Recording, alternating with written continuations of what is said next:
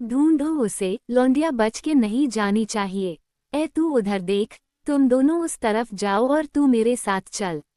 कुछ 5-6 आदमी किसी की तलाश कर रहे थे। ये कोई जंगली इलाका था, दोनों तरफ घने जंगल से घिरा, बीच में एक रोड था।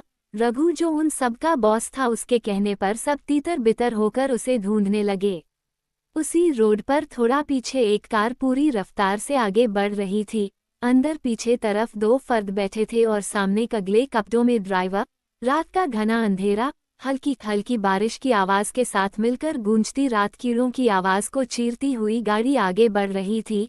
अचानक तेज ब्रेक के साथ ड्राइवर मगन ने गाड़ी रोक दी। क्या हुआ रे तेरे को? अपन को सीधा ऊपर पहुंचाने का प्लान है क्या तेरा, वो भी विथआउट टिकट? पीछे बैठे आदमियों में से एक ने गुस्से में कमर पर खूंसी बंदूक निकालकर मगन की गर्दन पर गड़ाते हुए गुस्से में पूछा।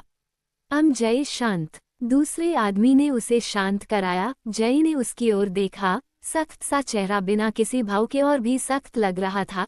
काली गहरी आंखों में हमेशा नजर आने वाली अंगार और होठों के कोरों के बीच दबी सिगार। जय ने अपनी बंदूक पीछे खींच ली। वो आदमी सिगार का काश भर कर मगन से बोला, क्या हुआ है, ये बोलेगा या मुहूर्त निकालूं तुझे टपकाने का? भाव वो सामने रोड पर। वो जाके देख क्या है सामने। जब तक इस साले की वो पूरी होगी तब तक अपन दुनिया इच घूम के आ जाएंगे। वो आदमी जिसका नाम था शिवराज शेखर, उसने सिगार का आखिरी कश भरकर सिगार खिड़की से बाहर फेंकते हुए अपने सबसे वफादार या यूं कह लीजिए लेफ्ट हैंड जय जोशी से कहा तो जय जी भाव बोलकर दूसरी साइड से उतरकर बाहर निकल गया चेक करने।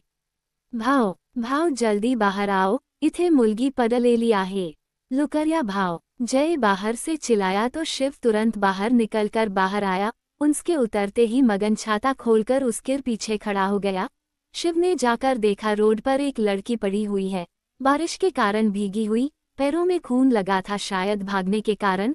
गुलाबी रंग का फ्रॉक सूट, दुपट्टा शायद कहीं गिर गया थे। उस ओर ध्यान जाते ही शिव ने नजरें फेरकर अपनी कोट उतारी और उस लड़की पर डाल दिया।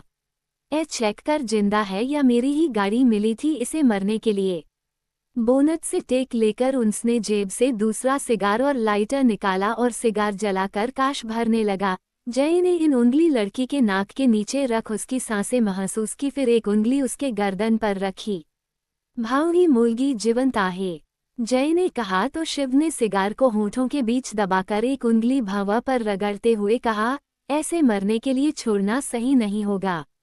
लेकिन भाव अपन फालतू का झमेला में काई को पड़े, मरने देते हैं ना इसको। ये कौन सी अपनी बहन या आइटम है? जय ने एक उड़ती नज़र उस लड़की पर डालकर बेपरवाही से कहा और अगले ही पल उसके गाल पर एक तमाचा पड़ा।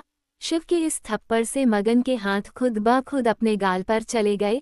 शिव आराम से कश भरते हुए एक नज़र उस लड़की को देख जय की ओर देखकर बोला, तेरी भी एक बहन है ना? अगर कभी वो ऐसे कहीं पड़ी हो और कोई अजनबी उसे अजनबी समझकर मरने के लिए छोड़ दे तो?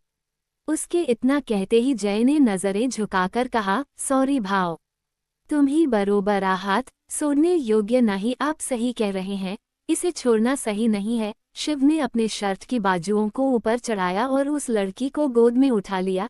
जय ने दरवाजा खोला और शिव लड़की को लिए पीछे बैठ गया।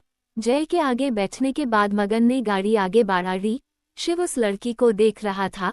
गोरा रंग, उस पर हल्की गुलाबी रंगत, मुंदी हुई आंखों पर घनी पलकों का पहरा, उभरे गुलाबी होंठ जिनके दाएं किनारे से हल्का सा दूर एक छोटा सा तिल था, गाल पर उंगली के गहरे लाल निशान, माथे पर चोट के नीले निशान। 2 पल उसे देख शिव ने नजरें फेर ली। थोड़ी देर बाद गाड़ी एक बड़े से आलीशान बंगलों के पार्क में खड़ी थी। शिव उस लड़की को गोद में उठाकर अंदर गया तो अंदर मौजूदा लोग चौंक गए, जिनमें शामिल थे 2 नौकर मनोज और संतोषी, दोनों पति पत्नी थे, और भी कुछ आदमी थे अंदर। सबके सब मगन जैसे ही काले कपड़ों में थे। शिव को देख सबने सलाम भाव कहकर सर झुका लिया। जय, डॉक्टर आए तो उन्हें ऊपर ले आना। मनोज, गर्म पानी और साफ कपड़ा लेकर आओ। संतोषी, मेरे साथ चलो। शिव लड़की को गोदी में लिए सीढ़ियां चढ़ता हुआ बोला। उसका कहना ही था कि मनोज तुरंत किचन में घुस गया और संतोषी तुरंत उसके पीछे चलने लगी। जय गाल पर हाथ रखे जाते हुए शिव को देख रहा था और तब तक अजीब नजरों से देखता रहा जब तक वो आंखों से ओझल ना हो गया।